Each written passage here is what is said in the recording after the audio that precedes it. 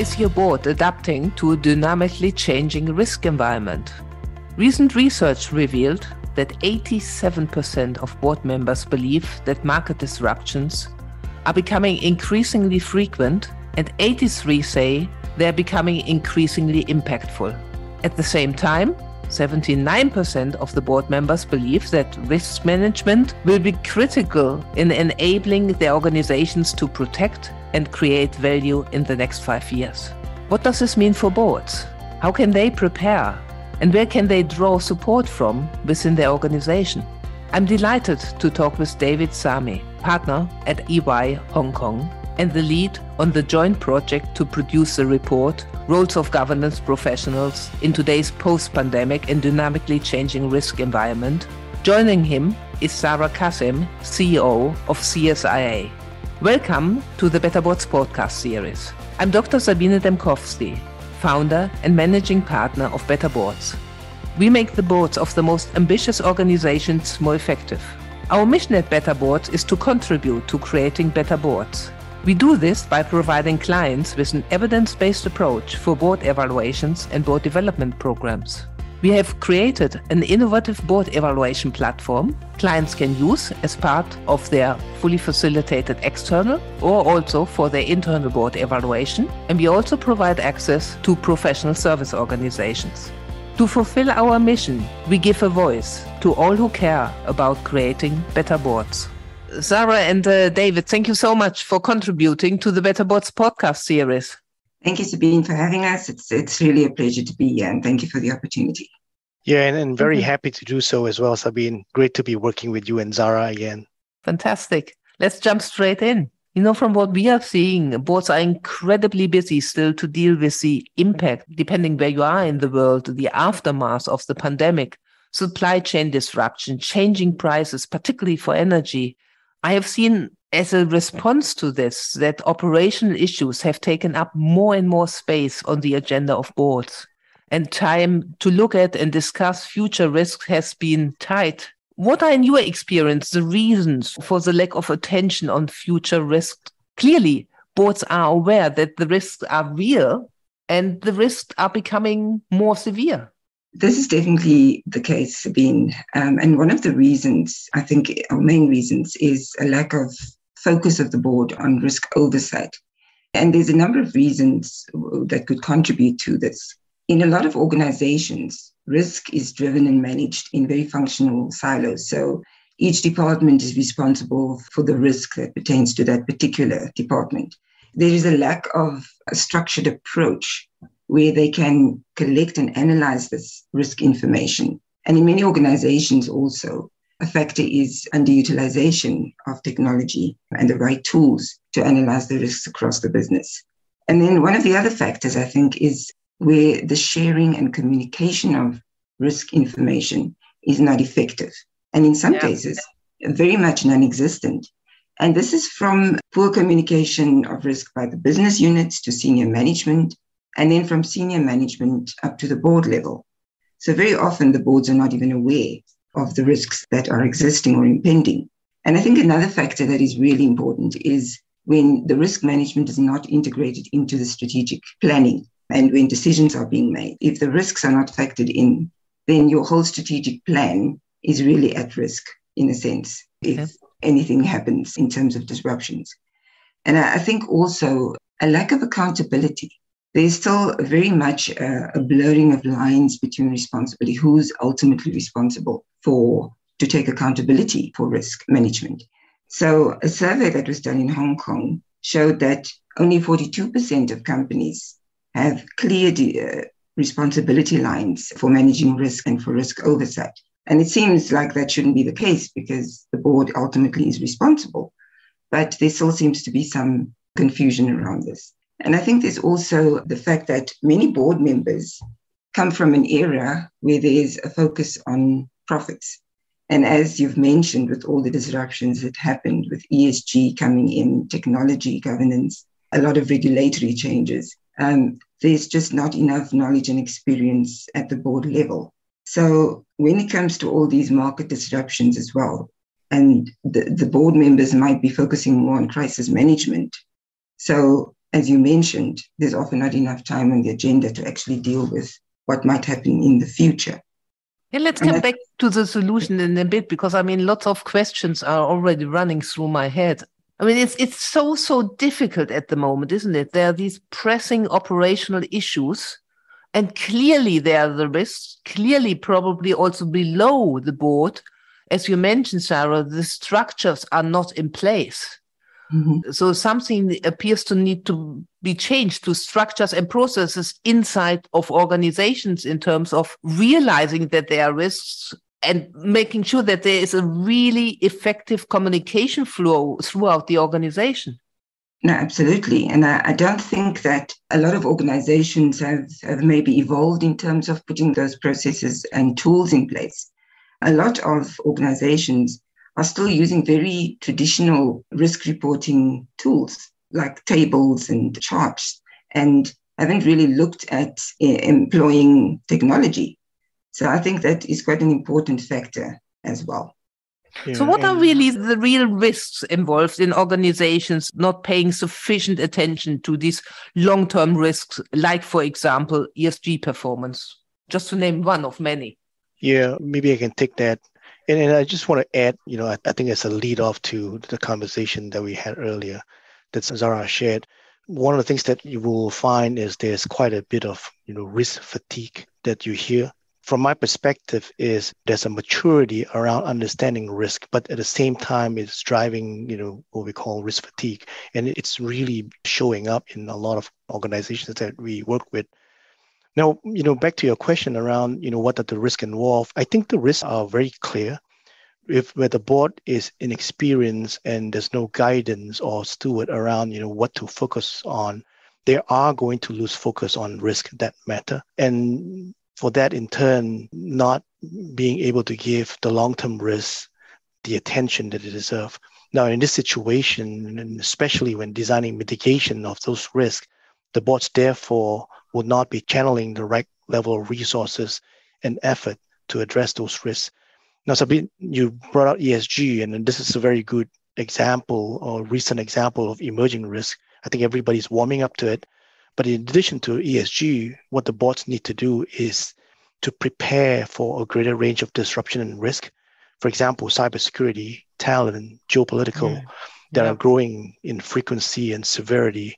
And with that, helps the board balance its attention accordingly. Now, the other concern that I see is that, once the risk priorities are set, and if unfortunately not on the right risk, it's going to create, additional issues on effort and resource being plowed into managing and mitigating those risks. And once the organization starts and continue down a mitigation path that does not drive the most value to them, changing direction often than not will take time to implement. So, it is very clear that the stakes are incredibly high for any organization. And at the same time, the confidence, I read your report, in organization capabilities to manage these increasingly impactful market disruptions is being severely questioned. Do you have any insights why the confidence in managing these impactful market disruptions is so low? And maybe, David, can you share actually how low it is? Yeah, sure. Let me put this in a bit of a context. And I would use cybersecurity risks as an example. So in 2020, we did a survey of the board's vote of confidence in their organization's ability to counter cybersecurity threats. And that is at about a 20% level. And in 2021, we did the same survey, and this confidence level has dropped to just over 9%. Clear, alarming decline. And what we observe is this has a lot to do with how risk and risk management programs are being run today. We see a lot of digital modernization having accelerated within most organizations during the recent past. Risk management programs actually have not really caught up and has remained a very highly static process. And most of these programs that we observe are still primarily driven by disclosure requirements in the jurisdictions where they operate. So usually risk management profiles or the dashboards that Zahra was alluding to are being presented to the board on an annual basis. And obviously, this is not ideal. And what this creates is a situation where, one, risk continue to be managed in silos, as referenced by Zahra earlier, across many different parties within the organization. And often their efforts, what we see is duplicative. And the second thing is it's also limiting the focus on technology governance. And unfortunately, the ability to harness the use of data that now becomes more and more available as a result of the ongoing digitization initiatives that most companies are on a path on. So the picture is quite dramatic. We have a lot of company secretaries listening to this and governance professionals from around the world. What can they do to increase the level of confidence? Because, this is just shocking. Yeah, 20% is shocking. 9% is just, I'm speechless, yeah? So what can governance professionals do to increase the level of confidence in the ability of an organization to really deal with risks and these market disruptions? Yeah, those statistics are really quite alarming. But I think the first thing is David mentioned also that risks are managed in silos. And so very often this is not communicated to the board. So I think one of the critical tasks that the corporate secretary will do is to consolidate this information to ensure that the board is fully aware of all the risks. And remember that the board needs to consider all these risks when they're making decisions. But they also need to ensure that they integrate this into the strategy. And I think this is very often where it all comes apart. In a survey that the Hong Kong Institute for Chartered Secretaries conducted in Hong Kong, as many of 85% of respondents considered ESG-related risks in their long-term strategies, just as an example. And that is in line with the trend that ESG is now a major focus for regulators. But despite that, only 37% had actually integrated that into the ERM system, partially, and 18% had only fully integrated that. So there's still not sufficient consideration given to the risks during that risk management process. And I think a lot of the reasons is that it's really an area that's very complex and very new to organizations. But that also leads me to the second point, which is it's really important for the corporate secretary to ensure that there is an effective enterprise risk management system in place and that it is implemented across the organization in order to integrate all that risk information. So the corporate secretary can then identify what the critical risks are that needs to be brought to the attention of the board. And in addition to that, it must then be aligned with the strategy and also comply with regulatory requirements. So that's quite an important role that the corporate secretary will play there. So in addition to that, the board members need to respond to the risk, which means they need to understand the legislative, regulatory, the policy implications of the decisions that they're about to make. And again, it is the role of the corporate secretary to educate and update the board on all of those developments. But I think also important, Sabine, when we're talking about future risks, is that need to be proactive. And the corporate secretary's role is very much anticipating the scenarios that could impact on the operations of the organization and also on how the strategy is going to be executed, and to put in place processes for regular risk assessments. And I think this is something that from some of the surveys and research that I've read, where almost 80% of respondents did feel that there's adequate attention being given and action taken on risks. But in 14% of the case of respondents, they didn't even have a risk profile. So they couldn't even identify what the critical risks are. And 38% only refreshed their profile annually or did risk assessments annually. So the frequency also makes quite a big difference. And that's where the corporate secretary can ensure that they are ready to actually deal with those emerging risks. And I think David has mentioned technology. That is also a very important area for the corporate secretary to ensure that the board is educated on how that can be used to facilitate better decision making. Okay, I love it. We painted quite a gloomy picture at the start, but we are now slowly moving into solution mode. As you know, our listeners always love practical tips and insights. Very short and crisp, David, maybe. What do boards and governance professionals that support them need to proactively identify and mitigate? How can they do this really? There's always a solution for every situation. I guess, I'll offer two tips. First is start by driving awareness at the board level. And I think the best way to do this is really to consolidate and identify a risk steward, to do this, right? So a role that the governance professional or the company secretary is uniquely positioned to play. Now, the traits that we are looking for in this role is to have the ability to break down silos within an organization, knowledgeable about the cultural risk appetite within the organization, and also able to motivate leaders within the organization itself in adopting a common definition for risk. Now, the second tip is really to unlock the value of ongoing digital transformation by tapping into what I call GRC technology platforms. So GRC stands for Governance, Risk, and Compliance, by the way, to create a single view of risk across all functions, leverage available data sources to simplify the process while enabling a common risk ecosystem and shared focus across the company. No, fantastic. Let's move to the governance professionals.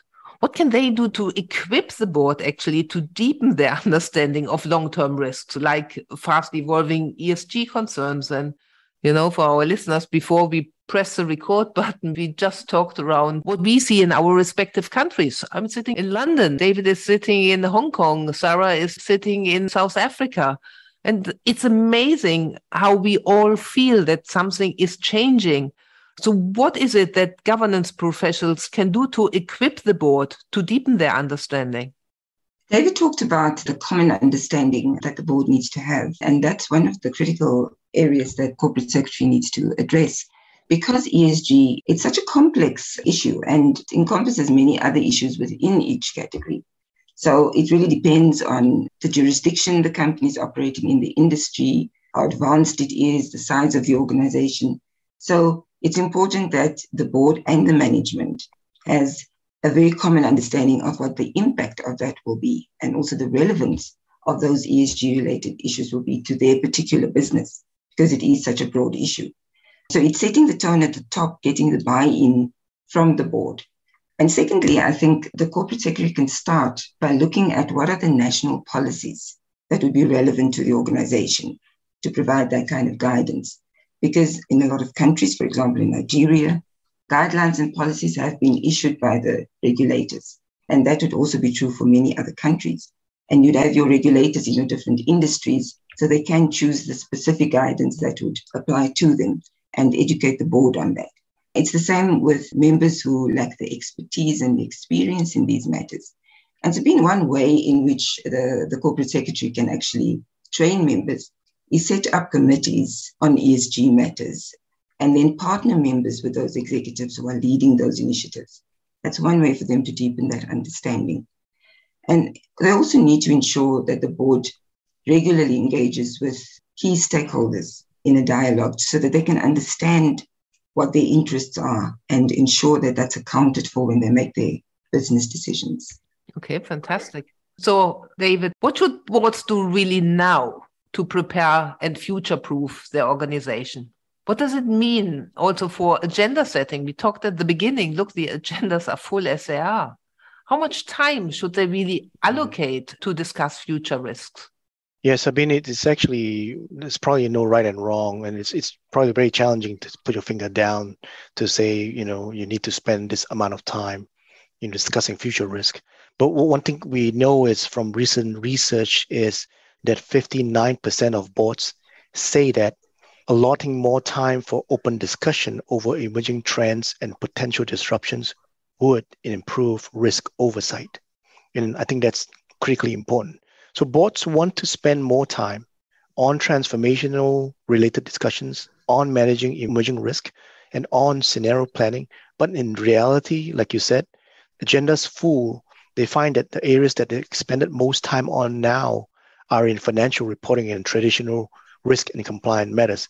Equally important, but these can be delegated to some extent, right? So the boards are therefore increasingly looking towards governance professionals or company secretary to advise them on potential compliance failures, for example, as well as on how to respond and to mitigate such concerns. Now, if this arrangement is executed well, I think to increase the board's dependency on the governance professionals or company secretary will allow the board to instead allocate more time and attention towards discussions that improve risk oversight. Sadly, we have to come an end of our discussion. What are the 3 things our listeners should take away from this podcast? Maybe I'll start. Governance professionals, you are a strategic, trusted advisor to the board, and you have a role uniquely positioned to support the board in its quest to align strategy to ever-changing regulatory landscape, technological advances, and ESG, as we've talked about a lot.